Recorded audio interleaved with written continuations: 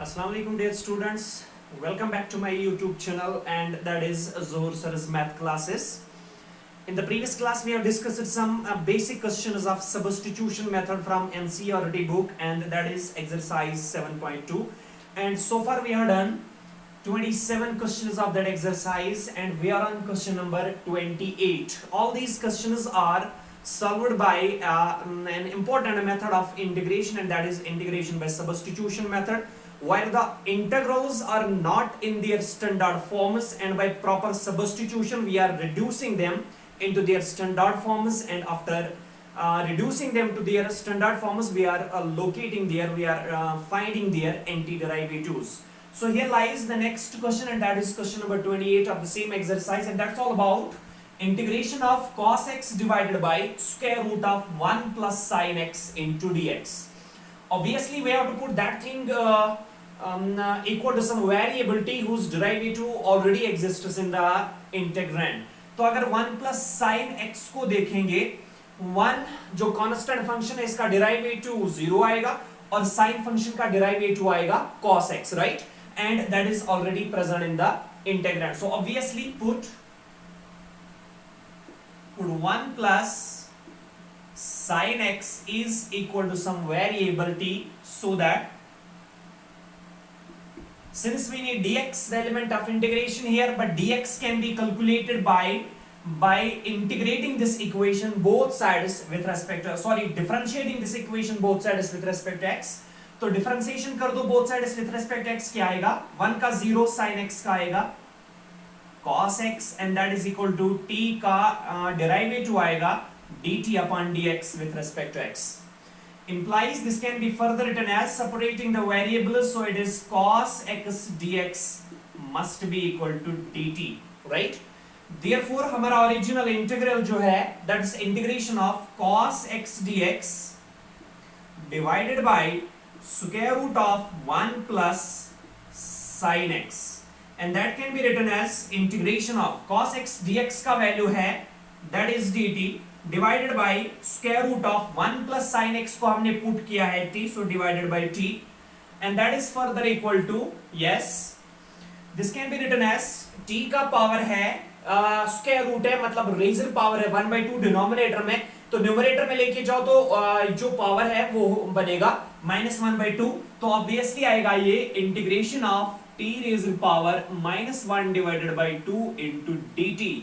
Originally ये integrand जो था ये स्टैंडर्ड फॉर्म में नहीं था, but by the proper substitution of 1 plus sin x is equal to t, it has been reduced to the standard form, because here we can apply directly the power rule and we can locate its antiderivative, and that is equal to t power -1/2 का integral जो आएगा that is t raised to power -1/2 plus 1 divided by -1/2 plus 1 plus c, the constant of integration, because by power rule, and that is further equal to -1 divided by 2 plus 1, and that is plus 1/2 plus 1/2 denominator में, numerator में लेके चलो तो 2/1 reciprocal बनेगा, that is 2 times t raised to power 1/2 plus c, and that is equal to 2 times t का अपना value put कर दो, क्या है 1 plus sin x, so that is 1 plus sin x raised to power 1/2 plus c, and that is equal to 2 times raised to power 1/2 means square root, so 2 times square root of 1 plus sin x plus c would be nothing but the antiderivative of a function, and that is cos x divided by square root of 1 plus sin x. So all about question number 28 of this exercise. Now move on to the next one, and that is question number 29, and 29 is all about integration of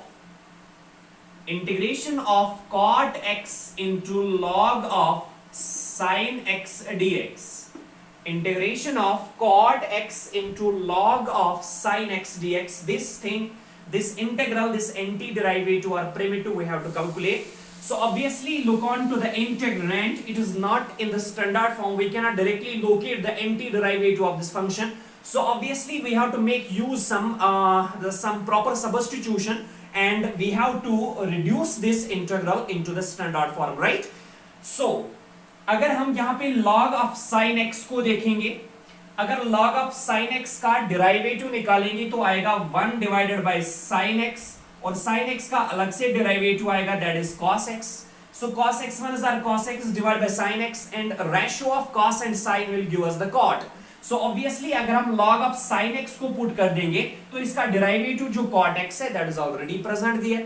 So according to the need of the question, put log of sin x is equal to some variable t, so that since we need dx means we have to differentiate this equation both sides with respect to x. तो differentiate कर दो, log of sin x का derivative आएगा 1 divided bye sin x, और sin x का अलग से derivative आएगा दैट इज cos x, और t का derivative with respect to x आएगा dt upon dx. Is it clear? This can be further written as, yes, 1 divided by sin x into cos x, that is cos x minus our cos x divided by sin x. So cos x divided by sin x, and at the same time separate the variables, तो dx यहाँ पे आएगा and that must be equal to dt, or that can be written as, implies that can be written as cos upon sin means cot, so cot x dx must be equal to dt. Is it clear? So therefore हमारा original integral जो है that is integration of cot x log of sin x dx, and that can be written as integration of, पहले हम log of sin x लिख देंगे into cot x dx, and that can be written as integration of log of sin x log of sin x, sorry, log of sin x को हमने put किया है t, so that is equal to t into cot x dx. cot x dx का value जो है, cot x dx का value जो है, and that is dt. तो cot x dx का वैल्यू आएगा यहाँ पे dt. So originally ये इंटेग्रल जो था स्टैंडर्ड फॉर्म में नहीं था, and by the proper substitution of log of sin x is equal to t, it has been reduced to the standard integral, and that is t dt. Obviously x dx का integral जो है x square by 2 है, तो obviously t dt का जो integral आएगा that is t square divided by, so it is t square divided by 2 plus c, the constant of integration. So this can be further written as 1 divided by 2 into t square. Put the value of t, what is that? Log of sin x. So 1 divided by 2 log of sin x whole square plus c would be the antiderivative of a given function, and that is cot x log of sin x into dx. So all about question number 29. Now move on to the next question, and that is question 30 of the same exercise. And question 30 is all about, we have to again locate the antiderivative of, question 30 is integration of cos sin x divided by 1 plus cos x. Sin x divided by 1 plus cos x into dx. So obviously यहाँ पे जो 1 plus cos x है उसको put कर देंगे, उसका derivative 1 का आएगा 0 प्लस cos x का आएगा minus sin x. So minus sine x, अगर हम देखेंगे यहाँ पे प्लस साइन एक्स है तो इससे बना सकते हैं माइनस साइन एक्स, माइनस से यहाँ पे भी मल्टीपल कर दो, बाहर भी मल्टीपल कर दो, तो क्या आएगा? Can be written as minus times integration of minus sine x divided by 1 plus cos x into dx, right? अब 1 प्लस कॉस एक्स को ट्रीट कर दो एज एफ ऑफ एक्स, तो डेरिवेटिव क्या आएगा? Minus sine x, means this is f dash of x. So it is of the form integration of f dash x divided by f of x dx, and its integration is directly equal to log of mod of f of x, means log of mod of 1 plus cos x plus c. So log of mod of 1 plus cos x plus c minus times rather would be the required antiderivative of the given function. ये हो गया direct method by using shortcut, और आप substitution method में क्या करोगे? 1 plus cos x को put करोगे, वहां से माइनस sin x आएगा, and you can directly locate the integral of this given function. Now next lies another question, and that is question number 31 of the same exercise, and that is sin x divided by integration of sin x divided by 1 plus cos x whole square into dx. Sin x divided by 1 plus cos x whole square into dx. Again, this is just the mirror image of 31st question. यहाँ पे भी था sin x divided by 1 plus cos x, यहाँ पे भी sin x divided by 1 plus cos x, अब यहाँ पे whole square है, तो ऑब्वियसली फिर से आप सब्स्टिट्यूशन मेथड से सॉल्व करोगे, सिंपलीफाई करोगे, 1 plus cos x को पुट करोगे एज, सबसे पहले माइनस को यहाँ पे मल्टीपल करोगे, माइनस को बाहर मल्टीपल करोगे, तो क्या आएगा, can be written as minus times integration of minus sin x divided by 1 plus cos x whole square into dx, right? अब ऐसा क्यों करना पड़ा, बिकॉज 1 plus cos x को जब हम सब्स्टिट्यूशन मेथड से पुट कर देंगे इक्वल सम वेरिएबिलिटी, तो ऑब्वियसली इसका डेरिवेटिव आएगा माइनस sin x, जो हमने पहले ही इंट्रोड्यूस करके रखा है एज माइनस sin x. तो ऑब्वियसली सब्स्टिट्यूशन मेथड में नेक्स्ट क्या करेंगे, put 1 plus cos x is equal to some variability, so that differentiating the equation both sides with respect to x y, because we need dx. So obviously 1 का 0, cos x का minus sin x, and that is equal to dt upon dx. Implies this can be further written as, yes, minus sin x, separating the variables, so minus sin x dx must be equal to dt. Therefore original integral जो था क्या था, minus times minus sin x dx divided by 1 plus cos x whole square, and that can be written as integration of minus times rather minus sin x dx. minus sin x dx का value यहाँ पे क्या है, that is dt divided by 1 plus cos x. 1 plus cos x को put किया है t, so it will become t square. अब t का जो पावर है वो है 2 इन द डिनोमिनेटर, तो न्यूमरेटर में लेके चलो तो पावर बनेगा -2, and that is equal to minus times integration of t raise to power -2 dt. अब ये स्टैंडर्ड इंटीग्रल है, so you can directly locate its integration which is t raise to power -2 plus 1 divided by -2 plus 1, फिर t का अपना value put कर दो, that is 1 plus cos x. You can easily locate it as antiderivative. Means these two questions 30 and 31st they were just the mirror images of each other. Now move on to the next, and that is question number 32. Question 32 of the same exercise, and that is a brilliant question regarding the substitution method or regarding this exercise.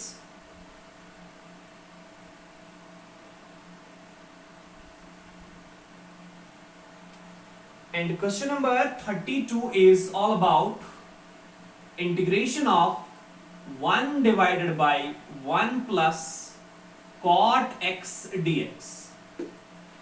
Question number 32 of the exercise is 1 divided by 1 plus cot x dx. A brilliant question of this exercise, very important.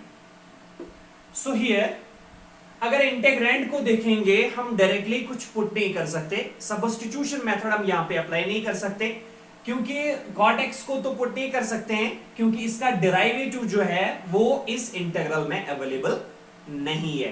tan x का derivative होता है sec square x, cot x का derivative होता है minus cos x square x, but minus cos x square x is not present in the integrand, right? So we cannot directly apply the substitution method.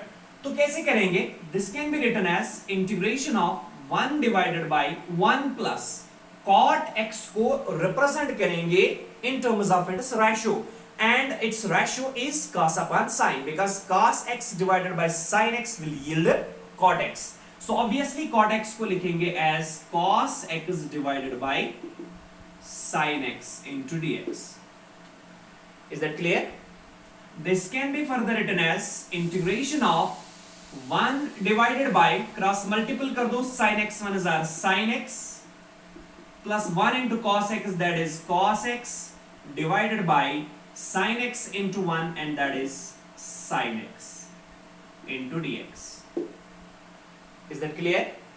This can be further written as integration of 1 is 1, इसका खुद का divide है 1, so 1 upon 1 अब ये पूरा जो है ये होल डिवाइड है, तो नीचे का नंबर जो पूरा नंबर है इसको मल्टीपल में लेके जाएंगे। जब ये मल्टीपल में लेके जाएंगे तो ऑब्वियसली डिवाइड को आपने चेंज किया मल्टीपल में, तो नीचे वाला जो नंबर है इसका रेसिप्रोकल बनेगा। तो ये आएगा sin x divided by sin x plus cos x into dx. Is that clear? This can be further written as integration of sin x minus r sin x divided by sin x plus cos x into dx. And this can be further written as, again look on to the integrand, you cannot directly apply again the substitution method, क्योंकि अगर आप sin x plus cos x को put करोगे तो sin x का derivative है cos x, that's not present there, और cos x का डेरिवेटिव है minus sin x, तो minus sin x आ सकता था, लेकिन यहाँ पे plus sin x का डेरिवेटिव जो है जो cos x है वो यहाँ पे नहीं है। तो अगर हम कंसिडर करेंगे sin x plus cos x, इसका डेरिवेटिव क्या आएगा? sin x का आएगा cos x और cos x का आएगा minus sin x, मतलब नीचे जो है ये एडिशन ऑफ टू फंक्शंस है, तो ऊपर भी एडिशन ऑफ टू फंक्शंस होना चाहिए। तो इंट्रोड्यूस कर देंगे कैसे? This can be written as integration of sin x को लिखेंगे ऐसे, sin x plus cos x। अब हमने ऐसा क्यों किया? Because in the numerator we need addition, either addition or subtraction of two functions, two terms, and that is why we have written sin x plus cos x। वो साथ में क्या कर देंगे, वहां पे सिर्फ sin x था, हमने इसको ऐड किया है cos x, तो इसलिए यहां पे और एक चीज और एक टर्म ले लेंगे sin x minus cos x। ध्यान रखना, दिस वेरी मच इंपॉर्टेंट। हमने लिखा sin x plus cos x और प्लस किया sin x minus cos x। अब ये प्लस cos x और माइनस cos x कैंसिल हो जाएगा, लेकिन sin x plus sin x आएगा ट्वाइस sin x। हमारे पास क्या अवेलेबल था? sin x, ट्वाइस आ गया, तो इसीलिए इस 1 डिवाइडेड बाय 2 को बाहर मल्टीपल कर देंगे, दैट इज 2 से बाहर हम मल्टीपल करेंगे और फिर से वही इक्वेशन वही कंडीशन आएगी। क्यों? Because sin x plus cos x plus sin x minus cos x minus cos x plus cos x will cancel out, sin x plus sin x is twice sin x, लेकिन था क्या? sin x 2 को हमने multiple किया और उसी 2 को हमने बाहर डिवाइड भी किया, whole divided by yes sin x plus cos x into dx। आप देखो अब ये सिंपल हो रहा है। सिंपल क्यों हो रहा है? बिकॉज डिनोमिनेटर को देखो, that is sin x plus cos x, ये दो टर्म्स का कॉमन डिनोमिनेटर है, मतलब sin x plus cos x का भी डिवाइड में है sin x plus cos x, और sin x minus cos x के डिवाइड में भी है sin x plus cos x।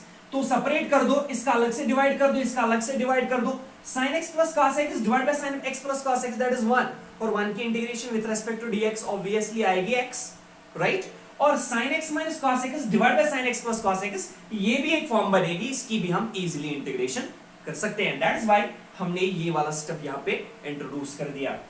And that can be written as 1 divided by 2 integration of, अब अलग से डिवाइड कर दो तो sin x plus cos x divide by sin x plus cos x क्या आएगा? That is 1 plus sin x minus cos x divide by sin x plus cos x, and that is sin x minus cos x divided by sin x plus cos x whole dx. Is that clear? This can be further written as 1 divided by 2. Yes? अब बीच में addition है, integral को separate कर दो, so 1 divided by 2 integration of 1 dx plus integration of sin x minus cos x divided by sin x plus cos x into dx. Is that clear? This can be further written as 1 by 2 से multiple कर दो तो क्या आएगा? 1 by 2 integration of 1 dx। अब यहां पे देख लो, अगर आप sin x plus cos x को ट्रीट करोगे एज f of x या इसको पुट कर दोगे तो obviously sin x plus cos x जो है, sin x का डेरिवेटिव आएगा cos x, वो cos x का डेरिवेटिव आएगा माइनस sin x, मतलब यहां पे ये प्लस होना चाहिए, यहां पे ये माइनस होना चाहिए।